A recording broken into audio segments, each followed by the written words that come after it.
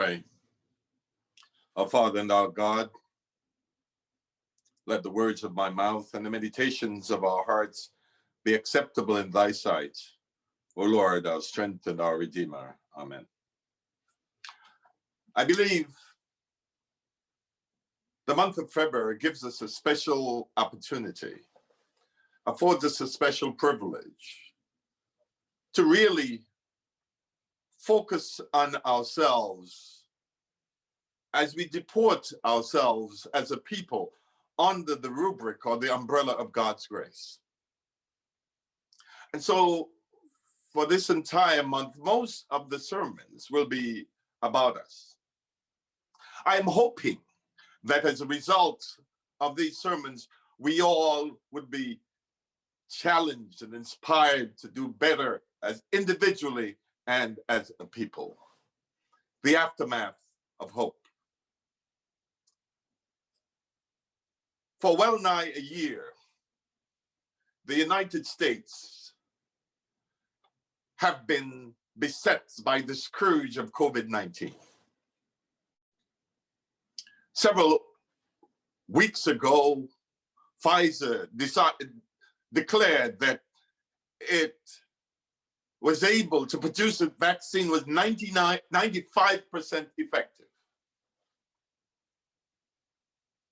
Not too long after that, Moderna also made such a pronouncement. They both received emergency use authorization from the FDA, the Federal Drug Administration, and people were gleeful. Yes, there are the skeptics, but many people are gleeful. And just yesterday, after all this hope, after all this potential, we're told that with the new strains that are coming from England, but especially South Africa, people who have gotten these vaccines may have to get a booster or revaccinated against this particular strain. There was so much hope, but then there's the aftermath of hope. The aftermath means something following or something resulting from an event, usually something that's catastrophic, like COVID-19 and the ravages it has caused. Over 460,000 people dead from this malady alone.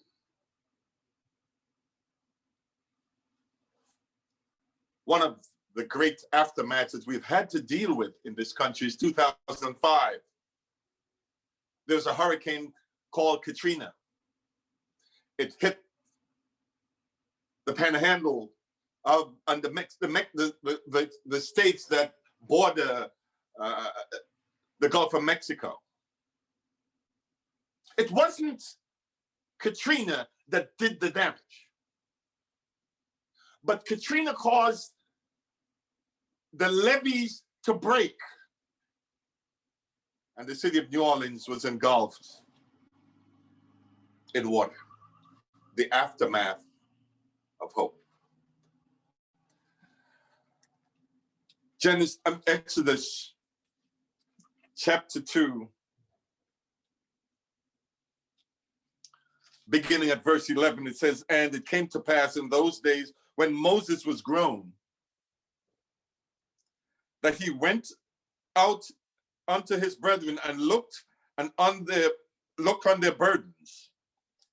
And he spied an Egyptian smiting a Hebrew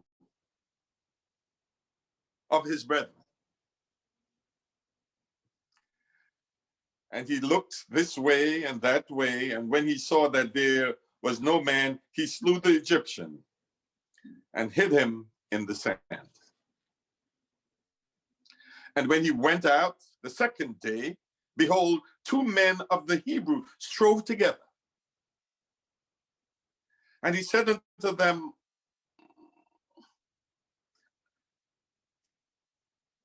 and he said unto him that did the wrong, wherefore smitest thou thy brother? And he said, who made thee a prince and the judge over us? Intendest thou to kill me as thou killest the Egyptian? And Moses feared and said, surely this thing is known. The aftermath of hope. Moses was gung-ho about liberating his people. Moses was one of those guys, although he had the life of privilege and he lived in the lap of luxury, somehow those training that his mother inculcated in him never really left him. In other words, he was never an Uncle Tom.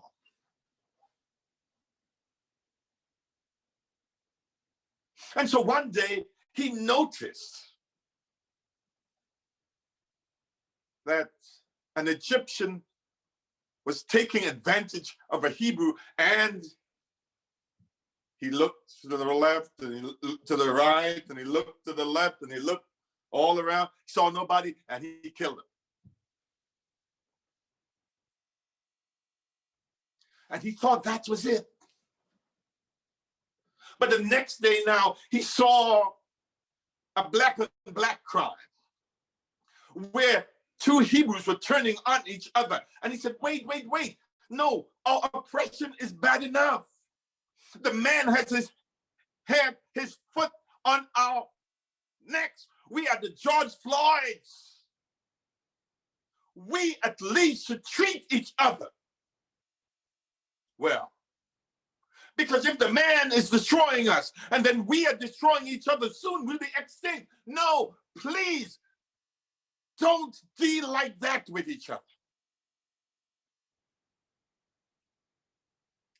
And the man said to him, wait.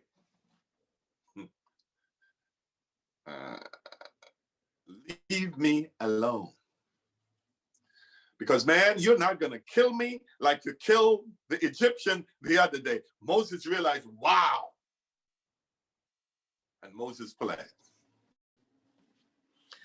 If I had to really give the sermon a title, I'd give it the title, The Black History Sermon That Some Black People Are Uncomfortable With. Because you see, brothers and sisters,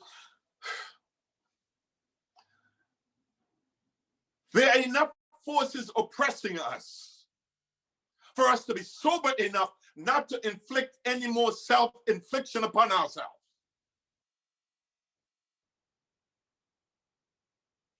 Yes, there's discrimination, and yes, there's prejudice, and yes, there's redlining. There are all kinds of things happening still in society. I could tell you about a few of them myself. Years ago, when I completed law school, I was living in Long Island, Freeport, and I got a call from a certain firm, a big firm out in Nassau County.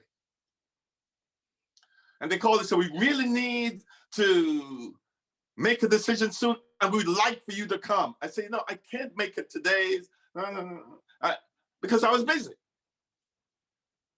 And they importuned me, and I went that day. And as I finished the interview, the lady said to me, well, you know, we're still interviewing others, so we want to make a decision for a while. I said to her, I know what your problem is. She said, what? I said, look, just a few hours ago, you had to get me in here today because you had to make a decision soon. All of a sudden now, you see, because my name is innocuous, you could never tell that I'm Black from my name. Stafford, Henderson, Byers, yeah.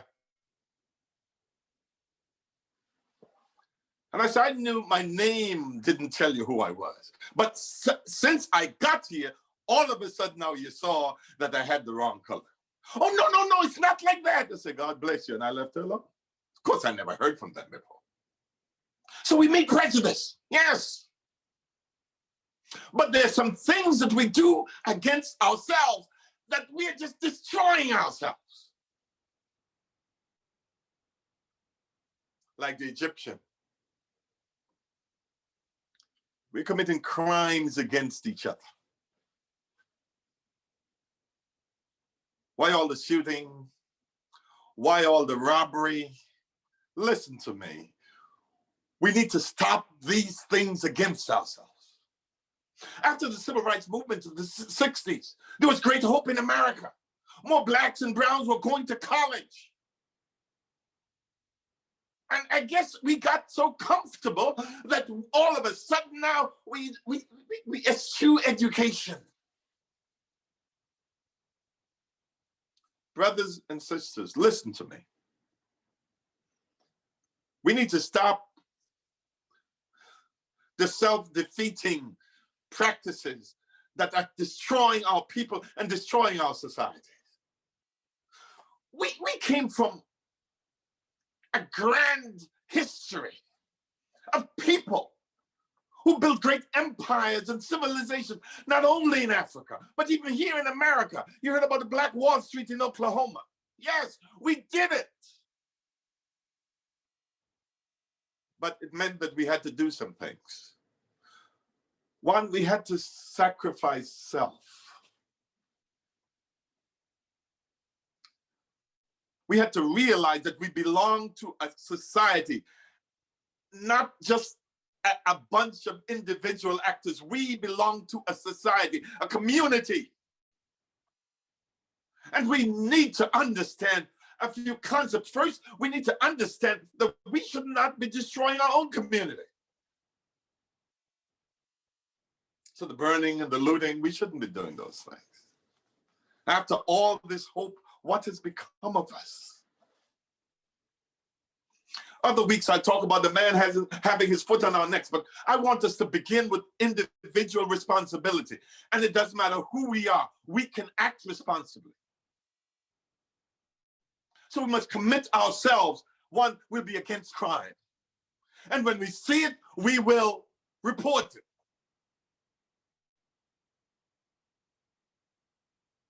Two, we're going to be committed to each other. Why? Because a chain, listen to me, brothers and sisters, ladies and gentlemen, a chain is only as strong as its weakest link. And once that weak link is ruptured, the chain is ruptured. So we have a responsibility to those who are less fortunate than we are. The strong must help the weak. Not to act as some little gods because we have a little education and they don't. You know, some great things were accomplished in this world by people who are not educated. Yeah.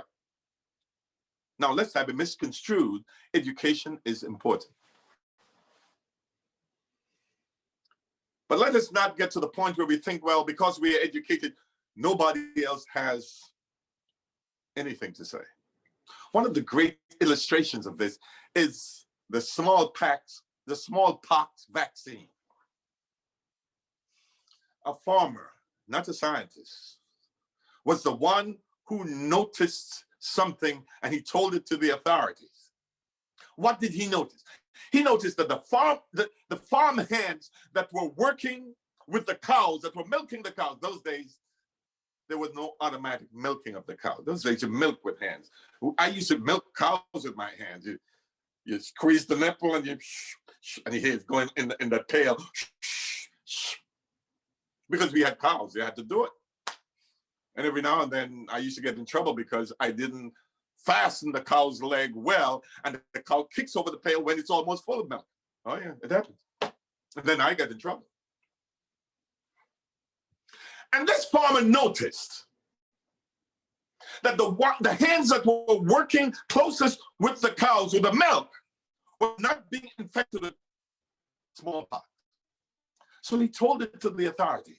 I wanted to know they were able to create a vaccine that was bovine based on cows. So we should not look down on people who don't have education. Instead, we should realize we have a greater burden. The onus is on us to help alleviate the suffering of our communities.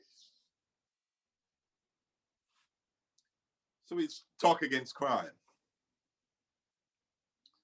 We talk about deferring self-gratification. Yes, you want to do certain things now. And one of the things that young people want is either money or sex and things of that nature. And those are two things that if they're not properly controlled, we can get in a whole heap of trouble. We have youngsters going to jail because of the love of money. Now, let me explain something to you. Those of us who have color, we have to be careful. We have to defer self-gratification because things that other people will be able to get away with, we are not going to get away with. We've got to take better care of ourselves. We've got to defer things like gratification of strong drinks and all these things. We've got to take better care of ourselves. We've got to realize that the chain is only as strong as its weakest link. The aftermath of hope. After all this hope, what has become of us? We must educate ourselves. And educate ourselves not for self-aggrandizement, but with a burden to help our fellow man. Not exclusively people of color, but especially people of color. And then we must realize something else. When we make babies, we ought to take care of our babies. Yes. We should not leave our women to take care of our children. We must make sure that when we make a child, the child didn't ask to be here. We have a responsibility. Nobody else should be taking care of our children as long as we are able to do so. We have some of our young men thinking they are the parish ram or the city ram or the county ram, and they just go and they drop seeds all over the place and they expect somebody else to take care of them. No. That's a sure way of destroying society. We have a responsibility. And if in the days before we were sober, we make 1 or 2 or 10 children, when we become sober, we ought to go back and make amends with those children and take care of them. Make sure they get a good life and get a good education. It's your responsibility.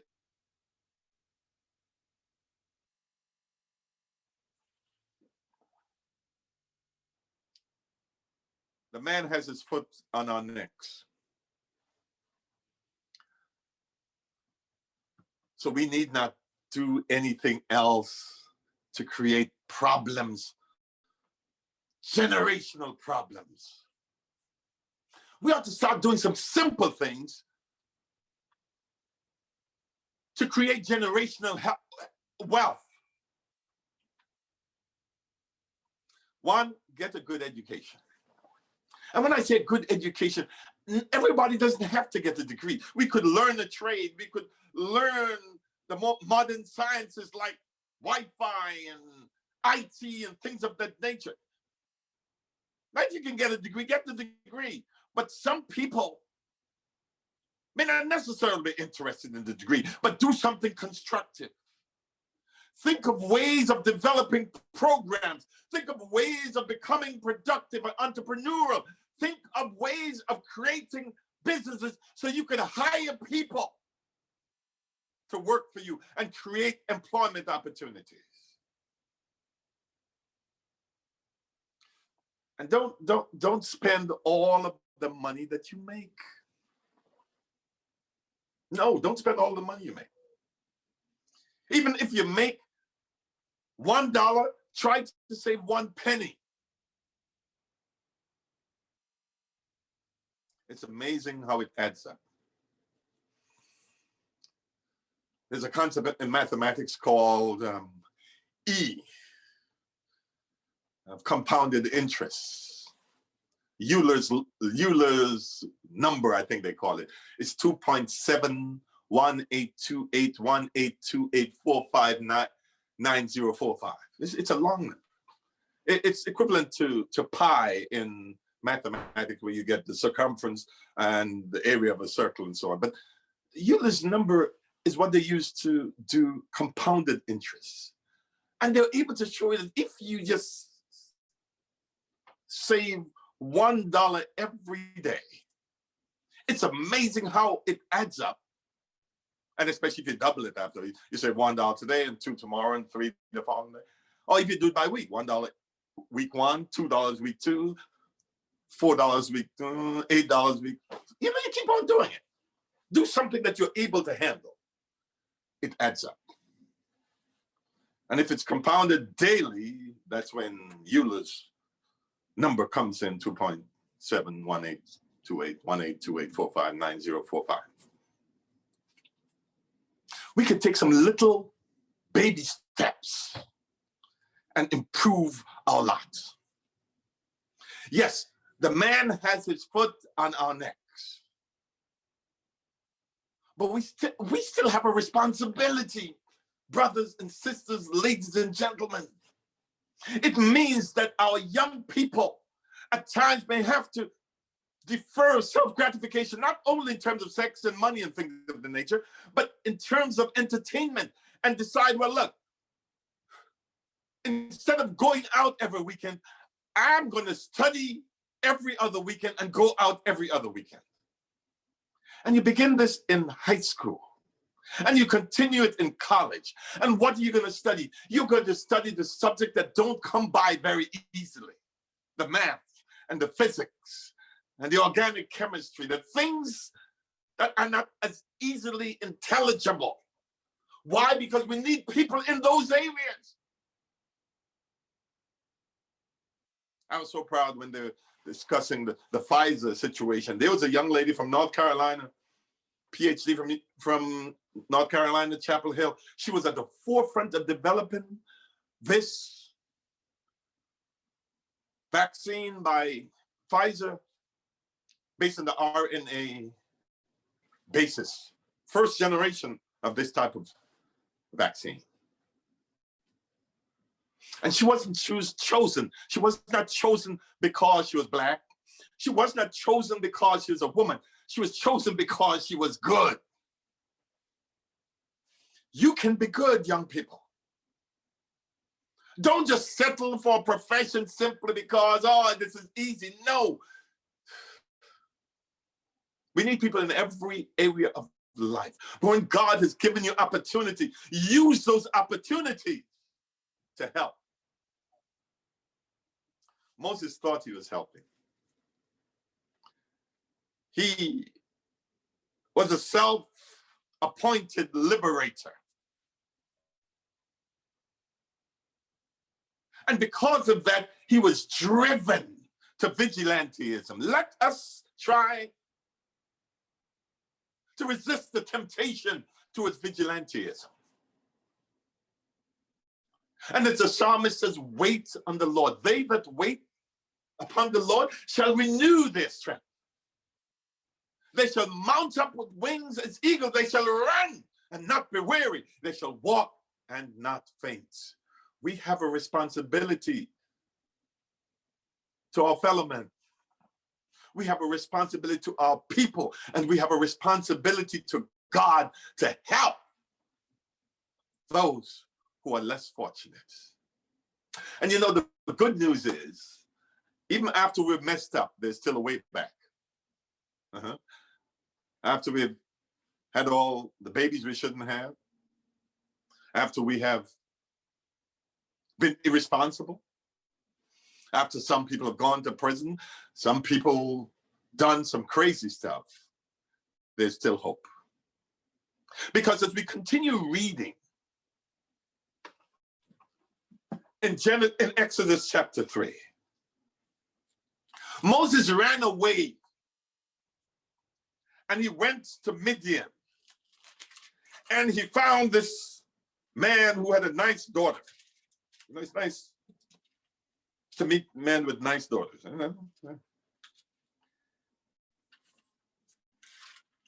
And he was just there minding his own business, taking care of the man's sheep And one day God appeared to him. And God said, chapter 3, beginning at verse 7.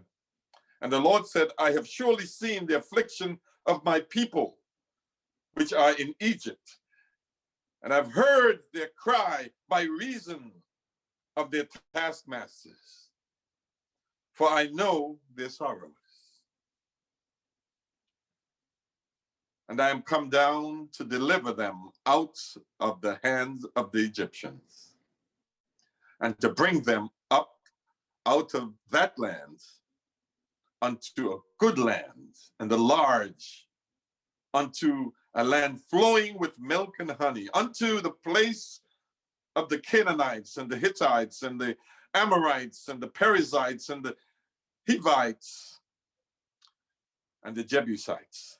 Now therefore, behold, the cry of the children of Israel is come unto me, and I have also seen the oppression wherewith the Egyptians oppressed them. Come now therefore, and I will send thee unto Pharaoh, that thou mayest bring forth my people, the children of Israel, out of Egypt. What a God we serve. A God that even after we have messed up, he has not given up on us. He could have simply chose someone else, but he chose Moses, the murderer,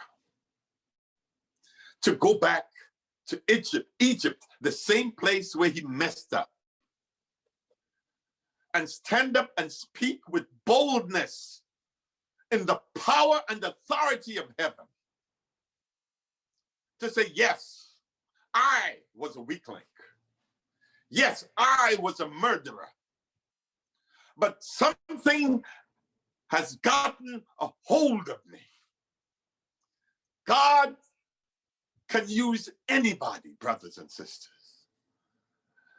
God is the person who can take anybody and make them somebody. Put hope in their heart and a word in their mouth, and let them talk with power and authority. Because he's a God who, even after you've messed up, he gives you another chance. There's hope for us today, not because of some grand history in our ethnic past. There's hope because the God of the universe sees hope in us. He sees possibilities in us. He sees where we've messed up, but he knows that he can give us the strength to go back and clean up from right where we've messed up. How do I know that? He did it with Moses.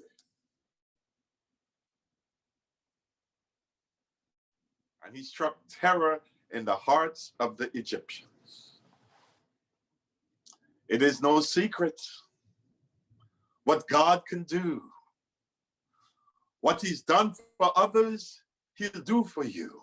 With arms wide open, he'll pardon you. It is no secret what God can do. Today can be the turning point in your life. You may think that you have no great influence, but you don't know who's looking at you. You may think that you're unimportant, but in God's sight, you are important. Let us endeavor by God's grace to be examples to the young people especially. And let us pray for our young people, that they in turn would be examples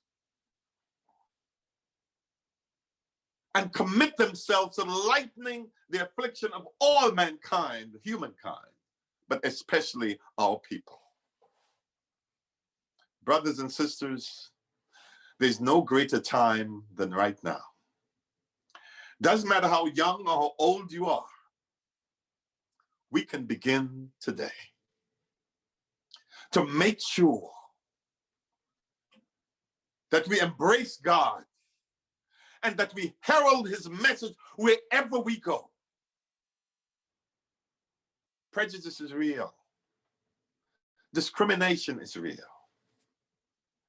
But you know, there were some giants among us who, despite all the prejudice, despite all the discrimination, they made it against the greatest odds. Why? Because they told themselves. You remember our praise and worship? No mountain is going to stop me. No power is going to deter me. Why? Because God knows my name. And not only does he know your name and my name, he also has a new name for us. When we turn around to make a difference in the lives of people around us, in our community, in our families, and everywhere, God takes a note of that. Yes, it may take some sacrifice on our part, but sacrifice is always demanded of those who dare to listen to God's call. And so the Apostle Paul says, look upon Moses, who when he came to years, he refused to be called the son of Moses' daughter, of Pharaoh's daughter, sorry, choosing rather to suffer affliction with the people of God than to enjoy the pleasures of sin for a season. Whatever we become, young people, however high we get, let us never forget where we came from. Lest we forget. Lest we forget. The good news today, as I end, is even after all this great aftermath of hope, we messed up. Like Moses, God is willing to give us another chance. And if, like Moses, we just simply surrender to him. Moses had to struggle. He said, God, make no mistakes about it. Moses was afraid to go back to Egypt. Oh, yeah. He was on the wanted list. He was on the FBI list. They didn't have an FBI, but whatever the version of it was. If they had post offices in those days, his picture would be one of those pictures in the post office. And now he's going to have the temerity to go back to Egypt and say, God, by the way, this may not work. God said, I want you to go. Mm-hmm. And when God sends you, you're well sent. God is a God of second, third, fourth, 100 chances. So whatever our lives have been, whatever mess we have made in our lives, there's still hope for your life. Even at times when you look back at opportunities that you have squandered and you have frittered away, God is saying, if you give yourself a chance, you can still make it. Because he's God of the second and third and 100 chances. When it seems as if all hope is gone, there's still God. As a people, had it not been for